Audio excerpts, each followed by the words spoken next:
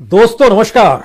जब देश के प्रधानमंत्री को दंगे और दंगाइयों शब्द का इस्तेमाल करना पड़ जाए तो यकीन जानिए सब कुछ ठीक नहीं है। दंगे और दंगों से प्रभावित होता कौन सा समुदाय है, कौन सा समाज उसकी त्रासदियों को झेलता है, दंगों के वक्त की आग किसके दरवाजे पर सबसे पहले पहुंचती है, उस दरवाजे को लेकर सुरक्षा का ऐलान अपने साथ कर देना और दूसरे सत्ता में आएंगे तो वह आग उत्तर प्रदेश को जला देगी, इसका ऐलान तो मुजफ्फरनगर में देश के गृह मंत्री पहले ही कर चुके हैं, जो खुलेआम कह चुके हैं कि दरअसल हम सत्ता में नहीं आए। तो फिर सोच लीजिए यूपी दंगों में झुलसता हुआ दिखाई देगा, जो सत्ता में आएंगे वह दंगे करेंगे। यहीं से सबसे बड़ा सवाल उठता है कि आखिर सुरक्षा किसे दी जा रही है, सुरक्षा के लिए किस तबके को प्रभावित करने की कोशिश हो रही है। क्या जातियों की लकीरों को मिटा दिया जाएगा या फिर सुरक्षा और दंगे सीधे सीधे मुसलमान और हिंदू के बीच एक मोटी लकीर खींच देते हैं। यह सारे सवालों के समानांतर एक सवाल यह भी है, चाहे वो मुजफ्फरनगर का दंगा हो, चाहे गुजरात के दंगे को लेकर जिक्र हो, चाहे दिल्ली के दंगों का जिक्र हो, या इस देश के भीतर में किसी भी दंगों का जिक्र कर लीजिए, जो समाज सबसे ज्यादा प्रभावित होता है वह गरीब होता है, वह अति पिछड़ा होता है, वह दलित होता है, वह मुसलमान होता है। उन्हें रक्षा देने की सोच और खौफ पैदा करने की परिस्थितियां क्या उत्तर प्रदेश के भीतर के जमीनी मुद्दों को दफन कर चुकी है। अब यहां महंगाई का जिक्र नहीं है, बेरोजगारी का जिक्र नहीं है, और इन तमाम परिस्थितियों में वह हर मुद्दा जो शायद ऑक्सीजन के लिए तड़पते हुए अपने परिजनों की मौत को भी देख चुका है, और प्रवासी मजदूर जिसके पांव में छाले पड़ गए और आज भी रोजगार मिल नहीं पा रहा है, उन परिस्थितियों को भुला देने की स्थितियां क्या वाकई देश के गृह मंत्री और प्रधानमंत्री ने पैदा कर दी है। और अगर ऐसी परिस्थितियां हैं तो ऐसे में उत्तर प्रदेश के सत्ता के पुराने पन्नों को खोलना शुरू कीजिए। आपके जहन में एक नाम मायावती का आएगा। मायावती के काल में अखिलेश यादव और योगी आदित्यनाथ के दौर से कहीं कम दंगे हुए, कहीं कम आपराधिक घटनाएं हुई, कहीं कम उस दौर में महिलाओं के खिलाफ अपराध हुए। यानी कानून व्यवस्था को लेकर मायावती का काल अखिलेश और योगी आदित्यनाथ की तुलना में कई गुना बेहतर रहा। उसकी सबसे बड़ी वजह क्या रही? दबंगई जो होती है वो क्या सत्ता पाने के बाद उस जाति विशेष में गूंजने लगती है, जिसे लगता है विपक्ष में रहते हुए उसकी दबंगई को कुचला जा रहा था? हो सकता है इस बात का जिक्र बार बार बीजेपी कर रही है अखिलेश सरकार को लेकर कि यादवों की दबंगई को आप भूल जाएंगे। उस दौर में जब अखिलेश की सत्ता थी तो मुसलमानों को किस रूप में आश्रय दिया गया, क्या आप भूल जाएंगे? योगी आदित्यनाथ के काल में ठाकुरों की ठाकुरवादी था, उसको क्या कोई भूल जाएगा? और जो सत्ता सेलेक्टिव वे में अपराधों को बंद करने या अपराधों को ठोकने की नीतियों को अपनाने की शुरुआत कर दे, क्या इस कालखंड में कोई भूल जाएगा? तो योगी आदित्यनाथ हो या अखिलेश यादव हो, मायावती तो उस परिवेश से आती है, उस समाज से आती है जो अपने आप में न्यूनतम की लड़ाई लड़ता है। उसकी दबंगई कैसे सामने आ सकती है? तो क्या वाकई मायावती की अपनी परिस्थितियां इस चुनाव के वक्त में एक ऐसे नेता के तौर पर है जो बहुत ही खामोशी के साथ अपनी जमीन को मजबूत कर रही है, और जो शोर शराबा और जो चकाचौंध है समाजवादी पार्टी का, बीजेपी का, उससे दूर उसकी अपनी जमीन मजबूत होती चली जा रही है क्या? ये सारे सवाल हैं। इन सवालों के अक्स तले हमें लगता है कि आज मायावती और बीएसपी को लेकर उन परिस्थितियों को समझने की जरूरत है कि आखिर मायावती को लेकर बीजेपी हमलावर क्यों नहीं होती है, आखिर मायावती को लेकर अखिलेश यादव क्यों हमलावर नहीं होते हैं, और मायावती अपने तौर पर इस दौर में खामोशी के साथ घर घर संपर्क बनाते हुए उनका एक अपना वार रूम अलग अलग जिलों में चल रहा है, जहां पर किस परिवार के साथ कैसे संबंध संपर्क बनाने हैं और वोट अपने पक्ष में करना है, इस दिशा में वो लगातार काम कर रही है। कोई भव्य रैली नहीं की गई, लेकिन एक सवाल हर किसी के जहन में इस दौर में मायावती को लेकर जरूर आता है, क्या मायावती प्यादा तो नहीं है बीजेपी का? क्या मायावती के खिलाफ जो आय से ज्यादा संपत्ति के मामले हैं उसमें उनकी फाइल खोलने का डर बीजेपी तो नहीं दिखाती रही है। और मायावती ने के जो 19 विधायक थे जो 2017 में जीते थे, एक एक करके कोई बीजेपी में चला गया, कोई समाजवादी पार्टी में चला गया, मायावती के साथ कोई नहीं बचा। ये कौन सी परिस्थितियां हैं या कौन सा जादू है उत्तर प्रदेश की सियासत का? हमें लगता है कि आज कुछ तथ्यों को समझने की कोशिश करने की जरूरत है, क्योंकि मायावती और बीएसपी का अपने इतिहास को जब आप टटोलना शुरू कीजिएगा और दंगे और दंगाइयों की परिस्थितियों को भी साथ में समानांतर देखना शुरू कीजिएगा और उसके अक्स तले आप उत्तर प्रदेश की राजनीति को अगर समझना चाहते हैं तो आइए एक एक करके आज उन पन्नों को हम खोलना चाहेंगे। ये पन्ने इसलिए महत्वपूर्ण हैं क्योंकि प्रधानमंत्री खुद जब दंगे और दंगाइयों का जिक्र कर रहे थे तो हमारे जहन में गुजरात की दंगों की वो पूरी फरिस्त गूंज गई जो उत्तर प्रदेश में भी वैसे दंगे कभी हुए नहीं। आजादी के बाद सबसे बड़ा दंगा गुजरात में ही हुआ था 1969। 5,000 से ज्यादा मुसलमान मारे गए थे, कौन भूल सकता है। आजादी के बाद का सबसे बड़ा दंगा था। उसके बाद लोग याद करते हैं अपने तौर पर कि महाराष्ट्र के दंगों को भी याद करते हैं, लेकिन उस फहरिस्त में गुजरात का जिक्र कीजिए। 1985 में दंगे हुए थे गुजरात में, 1987 में गुजरात में दंगे हुए थे, 1990 में गुजरात में दंगे हुए थे और 1992 में भी गुजरात में दंगे हुए थे और 2002 में वो मैसेकर था या गुजरात के दंगे थे, यह अंदेशा पूरी दुनिया में बहस के हिस्से में चला जाता है। और दंगों को लेकर खुद आज प्रधानमंत्री जब इस बात का जिक्र कर रहे थे कि मैंने भी गुजरात में दंगों पर रोक लगाई, तो कुछ सवाल यह भी हो सकते हैं कि उत्तर प्रदेश में दंगों पर रोक अगर लग गई तो फिर थानों में दर्ज मामले जो हैं, योगी आदित्यनाथ काल में सबसे ज्यादा एफआईआर दंगों को लेकर अखिलेश और मायावती के जोड़ भी दीजिएगा तो उससे ज्यादा क्यों हुए, यह एक सवाल है। लेकिन मायावती का जिक्र यहां पर इसलिए बड़ा महत्वपूर्ण है क्योंकि मायावती जिस समुदाय से आती है, जिस परिवेश से आती है, उस परिवेश के भीतर में, भारत के भीतर में एक बहुसंख्यक तबका ऐसा है जो वोटर की शक्ल में हर किसी को अपने पक्ष में खींचने की दिशा में ले जाता है। और जब हम 2017 का जिक्र करते हैं तो 2-3 सवाल हर किसी के जहन में आते हैं। बीजेपी ने 2017 में तकरीबन 212 दलित यात्राएं निकाली थी, दलित वोट उनके साथ आ जाए। और नोटबंदी के वक्त जब गरीब और अमीर का जिक्र प्रधानमंत्री मोदी से लेकर उत्तर प्रदेश की चुनावी बिसात बिछाते हुए बीजेपी कर रही थी, तो उस समय मायावती के खिलाफ एक फैक्ट गया था कि उन्होंने लगभग 104 करोड़ रुपए जमा किए थे। नोटबंदी के बाद तो ब्लैक मनी और व्हाइट मनी और मायावती की रईसी को लेकर भी 2017 में सवाल हुए थे, लेकिन 2022 में तो नोटबंदी को लेकर सवाल है। जो दावे किए गए ब्लैक मनी से लेकर टेररिज्म से लेकर, वो सारे कितने थोथे साबित हुए, यह कोई कहने की बात नहीं है। मायावती के अपने वोट बैंक को जरा पहले परख लीजिए। मायावती जब सत्ता में थी तब भी 30% वोट लेके आई थी। ये 2007 का हम आपसे जिक्र कर रहे हैं। 2012 में जब अखिलेश यादव की सत्ता आती है तो भी उनका 5% वोट कम होता है और 25% वोट मायावती को मिलता है। जब योगी आदित्यनाथ की सत्ता आती है तो उसमें लगभग 2.5% और कम होता है और 22.5% का वोट उनको फिर मिलता है। यानी 22.5% से लेकर 30% के बीच में हर सत्ता को मायावती ने देख लिया और अपनी सत्ता को बनाकर भी देख लिया।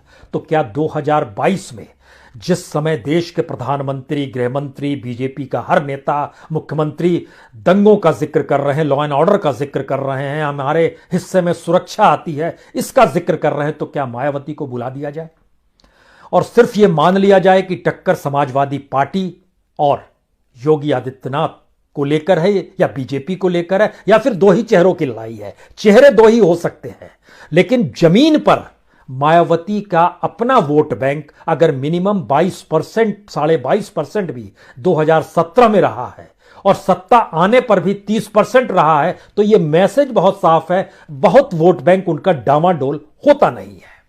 उसमें कुछ नई चीजें जुड़ जाए और जातीय समीकरण और धार्मिक लकीर, इन दोनों का जिक्र मायावती सिर्फ ब्राह्मणों को लेकर कर रही है, क्योंकि 2007 में सत्ता मिली थी तो ब्राह्मणों का वो जिक्र करती थी। और शायद इसीलिए अयोध्या में जब प्रबुद्ध वर्ग की जो रैली सजी या वहां पर जो सभा हुई, उसमें जय भीम के नारे मंच से नहीं लगे, जय श्री राम के नारे लगे। यह एक रणनीतिक काल था मायावती का, जिसकी शुरुआत उन्होंने अयोध्या से की है। अब सवाल यह है कि जब धार्मिक और जातीय समीकरण को साधने की दिशा में मायावती अगर बढ़ रही है, तो अगला सवाल यह है, मायावती दूसरे नंबर पर कितनी सीटों पर रही और उन सीटों पर मायावती क्या 2022 में कुछ नया कमाल करने वाली है? क्योंकि ध्यान दीजिए तो पश्चिमी उत्तर प्रदेश में 45 सीटों पर मायावती दूसरे नंबर पर थी। पूर्वांचल में जब चले जाइएगा तो वहां पर लगभग 35 सीटों पर दूसरे नंबर पर थी।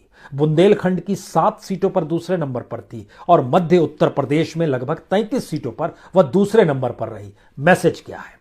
मैसेज बहुत साफ है कि चाहे दूसरे नंबर पर उनकी अपनी तादाद 119 सीटों की रही, इस 119 सीटों की परिस्थितियां इस बार और इन हर सीट पर जो जीत मिली है उसमें 99% बीजेपी जीती है और बीजेपी इस बार दंगे और दंगाइयों का जिक्र कर रहा है। उस पर नकेल कसने की स्थिति में मायावती ही का काल रहा है। समाजवादी पार्टी का यहां जिक्र थोड़ी देर के लिए भूल जाइए।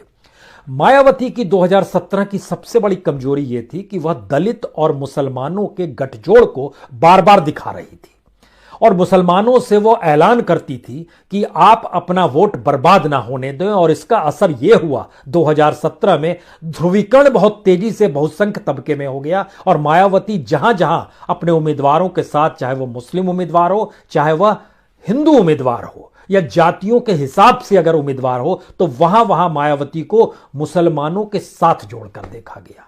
अब यहां पर एक और सवाल आता है, जब दंगे और दंगाइयों शब्द का जिक्र है तो क्या यह वाकई सुरक्षा देने और बहु बेटियों को लेकर जो सवाल है उसको लेकर अखिलेश यादव को टारगेट करते हुए बीजेपी यह अंदेशा दे रही है कि हमारे काल में वो सुरक्षित रहेंगी? तब तो मायावती का काल योगी आदित्यनाथ के काल की तुलना में 100 टाइम्स बेटर था। उस समय का पुलिस प्रशासन और सारी परिस्थितियां, तो क्या वो तबका जो तबका दंगों से प्रभावित होता है, दंगाइयों से प्रभावित होता है, दबंगई से प्रभावित होता है, और उस कालखंड में मायावती क्या एक नई परिस्थितियों को जन्म देने वाली है इस चुनाव में, जिसको लेकर अभी सब कोई साइलेंट है, सब कोई खामोश है? हो सकता है, यह हो क्यों सकता है? क्योंकि आज जब शामली, सहारनपुर, बागपत, गौतम बुद्ध नगर और मुजफ्फरनगर को संबोधित कर रहे थे, यह वह जगह है जहां पर लगभग 21 सीटों पर जिन विधानसभा क्षेत्रों को संबोधित कर रहे थे प्रधानमंत्री, दंगे और दंगाइयों शब्द का जब उपयोग कर रहे थे, तो 21 में से 14 सीटों पर मायावती की पार्टी दूसरे नंबर पर थी। यह मैसेज क्या है?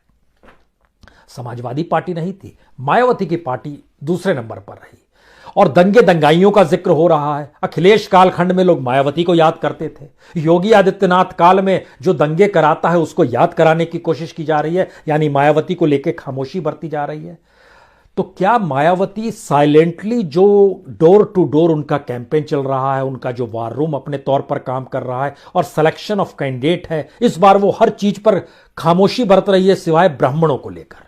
ब्राह्मण अगर साथ में आकर खड़ा हो गया तो समीकरण उनके बड़े अनुकूल हैं, दलित, ब्राह्मण और मुसलमान उनके साथ आकर खड़ा हो जाएगा, क्योंकि उनके जहन में यह सवाल है कि अगर बीजेपी को हराती हुई परिस्थिति में मायावती आएगी तो मुसलमान साथ आकर खड़ा हो जाएंगे। उत्तर प्रदेश के भीतर मुसलमानों में 2 मैसेज है, एक जो बीजेपी को हरा रहा हो, एक जो उस सीट पर जीत रहा हो। ये दोनों परिस्थितियां पैरेलल में चल रही है। अब यहां पर अगला सवाल यह है कि क्या अगर हम लोग ध्यान दें, योगी आदित्यनाथ काल में या डबल इंजन की सरकार में, प्राइम मिनिस्टर मोदी को भी जोड़ दीजिए, मुसलमानों की लीडरशिप ने मुसलमानों को पढ़ने नहीं दिया, एक लिहाज से उनको पढ़ाई से दूर रखा। यह आरोप बार बार मुसलमानों की लीडरशिप पर भी लगते रहे हैं। लेकिन मौजूदा वक्त के दायरे में अगर हम देखें तो जब आरक्षण के बाद आगे बढ़े अपने तौर पर, जो आरक्षण जिस समाज को चाहिए था उसमें सबसे बड़ा तबका तो ओबीसी को लेकर सवाल था, ओबीसी को लेकर ही आरक्षण का सवाल था।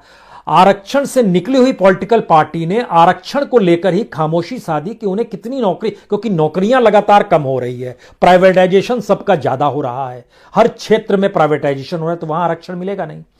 यानी क्षेत्रीयता के हिसाब से क्षत्रपों ने भी खामोशी बरती, लेकिन मायावती धीरे धीरे उस पीरियड में, काशीराम को आप याद कर लीजिए, क्योंकि काशीराम को जब हम याद करते हैं तो हम देख रहे थे कि काशीराम ने जो DS4 बनाया था, DS4 का मतलब है दलित शोषित समाज संघर्ष समिति, और 1981 में उन्होंने इसकी बुनियाद रखी थी और इसी एस्पेक्ट से उन्होंने दलितों के बीच में शिक्षा और आगे बढ़ाने और बढ़ने की सोच को पैदा किया था। 1984 में उन्होंने बीएसपी बनाई थी और फिर ध्यान दीजिए इटावा से जब वो चुनाव जीते थे तो मुलायम सिंह साथ में थे, यानी आरक्षण को लेकर वो नीतियां साथ में खड़ी हो गई। जो मुलायम सिंह यादव खेल कर रहे थे और 95 में वो मुख्यमंत्री भी बन गए। समाजवादी पार्टी के साथ मायावती को मुख्यमंत्री बनाया गया, पूरा काशीराम की भी साथ थी। और बीएसपी एक ऐसी पार्टी रही है जिससे किसी को गुरेज नहीं है। कांग्रेस के साथ भी रही, समाजवादी पार्टी के साथ भी मिलकर मुख्यमंत्री बनी, बीजेपी के साथ भी मिलकर मुख्यमंत्री बने, यानी मायावती को भी गुरेज नहीं रही और बाकी पॉलिटिकल पार्टीज को भी गुरेज नहीं रही। तो क्या उत्तर प्रदेश की राजनीतिक जमीन मायावती को कहीं एक ऐसी परिस्थितियों में तो नहीं देख रही है जहां पर वो बहुत साइलेंटली आगे बढ़ रही है और वो किंग मेकर की भूमिका में आ जाए या उभर कर एक नया परिणाम उत्तर प्रदेश की सियासत में दे दे? क्या इसका अंदेशा तो नहीं है? हो सकता है, हो इसलिए सकता है क्योंकि इस जिक्र को बार बार अगर ध्यान दीजिए तो समाजवादी पार्टी सत्ता में आएगी तो दो ही जिक्र होता है, यादवों की गुंडई, मुसलमानों का संरक्षण, जो कांग्रेस भी कहती रही दबी जुबान में और बीजेपी ने खुलकर कह दिया। जब बीजेपी सत्ता में आएगी तो उसको लेकर इस बात का अभी तक जिक्र था बनिए और ब्राह्मणों की है, लेकिन ठाकुरवाद ने नया लाइन दे दिया इस दौर में योगी आदित्यनाथ ने। ब्राह्मण और यादव टकराने लगे। ओबीसी से जो समीकरण साधने की कोशिश 2017 में की गई थी, समाजवादी पार्टी ने उस पर ब्रेक लगा दी, उस सोच को चकनाचूर कर दिया। देखिए मायावती का जिक्र फिर कहीं नहीं आ रहा है, लेकिन अपने तौर पर बीएसपी की पहचान है कि सभी को स्पेस देती हैं क्योंकि वह खुद उस समाज से आती है जो न्यूनतम की लड़ाई लड़ रहा है। उसको दबंगई समाज में नहीं करनी, उसको तो सिर्फ इतनी राहत चाहिए कि थाने में एफआईआर हो जाए, उसके खिलाफ कोई कार्रवाई ना करे, उसकी झुग्गी झोपड़ी को कोई आग ना लगा दे, बकरी कोई उठा कर ना ले जाए, जो जमीन है वहां पर कुछ काम मिल जाए। इस परिस्थितियों को जीता हुआ समाज, और कमोवेश यही स्थिति अल्पसंख्यक समुदाय के भीतर के गरीब तबके की बहुत ज्यादा है। रईसी की परिस्थितियों में मत जोड़िए क्योंकि मुसलमानों में भी कुछ रईस है, ओबीसी में भी बड़े रईस हैं, ऊंची जातियों में भी बड़े रईस हैं, भरे हुए हैं, दलितों के भीतर भी कुछ रईस होंगे, लेकिन उस बहुसंख्यक तबका जो गरीबी की परिस्थितियों को उत्तर प्रदेश में जीता है। और अभी तो नीति आयोग का डाटा भी बताता है कि उत्तर प्रदेश इस देश का नंबर 1 स्टेट है गरीबी में, जहां 50% से ज्यादा लोग बीपीएल की परिस्थितियों को जी रहे हैं। तो और सच्चर कमेटी की रिपोर्ट भी बतलाती है मुसलमानों की स्थिति तो दलित से भी बदतर, यानी आर्थिक परिस्थिति और सामाजिक परिस्थिति उससे ही बदतर। ये सभी लोग ऐसे हैं जो दंगे और दंगई शब्द से डर जाते हैं क्योंकि उनकी रोजी रोटी खत्म हो जाएगी। मुजफ्फरनगर दंगों ने भी यही किया था, जो जाट और मुसलमान के बीच की जो लकीर थी वह जब मिटी तो ताना बाना दोनों का टूट गया। इसका असर जिस समाज पर पड़ता है उस समाज के भीतर बीजेपी कहती है हम संरक्षण देंगे। मायावती के कालखंड में वो कहती नहीं है कि हम संरक्षण देंगे, वह उन परिस्थितियों को पैदा कर देती है। तो क्या यह एक बेहतरीन परिस्थिति मायावती के लिए धीरे धीरे बनती चली जा रही है? क्योंकि समाजवादी पार्टी का एमवाय समीकरण थोड़ा सा डिगाता है मायावती को कि उसके साथ एम समीकरण कैसे निकल कर आएगा, लेकिन बीएसपी अपने तौर पर दलितों को, ब्राह्मणों को, ओबीसी की कुछ जातियों को और मुसलमानों को भी देख रही है। बीजेपी माइनस मुसलमान सबको देखना चाहती है। अब यहां पर एक सवाल है कि जो महंगाई है, जो बेरोजगारी है, जो सुरक्षा का भाव है, जो एफआईआर दर्ज कराने तक की परिस्थितियां हैं, यह किस कालखंड में सबसे अनुकूल रहेगी? और शायद इन्हीं परिस्थितियों को जब हम लोग टटोलना शुरू करते हैं तो हम आ जाते हैं आरक्षित सीटों पर। उत्तर प्रदेश के भीतर में आरक्षित सीटों की बड़ी जीत उसी पॉलिटिकल पार्टी को मिलती है जो सत्ता में आ रही होती है, या जीत मिलती है तो वो सत्ता में आ जाती है। 2007 में मायावती सत्ता में आई थी तो उस समय आरक्षित सीटों की कुल संख्या 89 थी। 89 में से मायावती ने 61 सीटों पर जीत हासिल की थी। जब अखिलेश यादव सत्ता में आए उस समय आरक्षित सीटों की संख्या 85 थी। 85 में से 58 सीटों पर अखिलेश यादव को जीत हासिल हुई। योगी आदित्यनाथ के काल में 86 सीटें आरक्षित थी। इस 86 में से 70 सीटों पर योगी आदित्यनाथ जीते। अब यहां पर एक दूसरा सवाल है, तो दूसरे कालखंड में या ध्यान दीजिए तो अखिलेश यादव की जब सत्ता आती है तो मायावती आरक्षित सीटों पर सिर्फ 15 सीटों पर जीत पाती है, योगी आदित्यनाथ में सिर्फ 7 सीटों पर जीत पाती है। लेकिन मायावती के काल के वक्त में अखिलेश यादव जो उस वक्त जो जीत पाते हैं वो 13 सीटों पर ही जीत पाते हैं और योगी आदित्यनाथ में 7 सीटों पर जीत पाते हैं। यानी योगी आदित्यनाथ काल में अखिलेश और मायावती एक मंच पर आकर खड़े हो गए जो 7-7 सीटें जीतते हैं। बीजेपी अपने तौर पर मायावती के काल में 7 सीट जीतती है, अखिलेश यादव के काल में 3 सीटें जीतती है और अपने दौर में 70 सीटें जीत लेती है। तो आरक्षित सीटें जो होती है वहां पर हर उम्मीदवार जाहिर है शेड्यूल कास्ट का ही होगा और शेड्यूल कास्ट से जुड़ी हुई परिस्थितियों को अगर उत्तर प्रदेश के समाज के भीतर देखना शुरू करेंगे तो उसको जरूरत क्या है, 2 जून की रोटी, पूरा कपड़ा, छत ऐसी होनी चाहिए जो चूहे नहीं, काम ऐसा मिल जाना चाहिए जहां पर कम से कम काम होता रहे। दर्द यह है कि दरअसल हमारा बच्चा किसी तरीके से कुछ पढ़ाई कर ले, जो कांशीराम लगातार उस दिशा में ले जाना चाहते थे। वह प्रयोग DS4 के जरिए उन्होंने क्रिएट किया था और बड़े वैज्ञानिक तरीके से क्रिएट किया था। उसी से जो आकांक्षा पैदा नए दलित तबके के युवाओं में हुई, उन्होंने अपने आप को शिफ्ट करना शुरू किया। वो चले गए बीजेपी के साथ, जो 2014 का चुनाव, 2019 का चुनाव और 2017 के चुनाव में जो CSDS की रिपोर्ट है वो बहुत साफ तौर पर बताती है, उनमें एक शिफ्ट नजर आया। तो क्या यह आगे बढ़ने की सोच थी? लेकिन 2022 की परिस्थितियों में जब वो एनालिसिस करते हैं 2014 से 2022 के बीच में, वह दलित तबका कहां, उसको क्या मिला? यकीनन उसकी हथेली खाली रही, यकीनन उसके घर के भीतर वैसा ही अंधेरा रहा। तो क्या बहुत साइलेंटली लोगों को समझाया जा रहा है या मायावती समझा पाने की स्थिति में आ चली है? यह इसलिए बड़ा सवाल फिर से निकल कर आ रहा है क्योंकि उत्तर प्रदेश के भीतर में जो अपहरण, फिरौती, दंगा, दंगाई, इन जो शब्दों का इस्तेमाल जिस भी रूप में किया जा रहा है, इससे सबसे बड़ा प्रभावित तबका जिन क्षेत्रों से जुड़ा हुआ है और जिन कामों से जुड़ा हुआ है और जिस जीवन को वो जी रहा है, संयोग से वह एक ऐसा बहुसंख्यक तबका है जो यकीनन अति पिछड़ा, अति गरीब है। उससे संवाद बना पाने की स्थिति में शहरी मिजाज नहीं आ पाता है। बीजेपी की अपने भीतर की हड़कंप इस बात को लेकर है कि ग्रामीण उत्तर प्रदेश में उसका सुपड़ा साफ हो सकता है। क्या वो सुपड़ा साफ इसलिए हो रहा है या इसलिए हो जाएगा कि अखिलेश यादव है या फिर मायावती साइलेंटली हर जगह इंटर कर रही है? दूसरा सवाल यह है कि शहरों के भीतर में अगर जमीनी मुद्दे जो बेरोजगारी, महंगाई या उज्ज्वला योजना का जो बार बार दिखाई या जो भी चकाचौंध दिखाई बीजेपी ने, उसको लेकर जो भी सवाल थे वो सवाल इस दौर में सुरक्षा के नाम पर दब गए हैं क्या?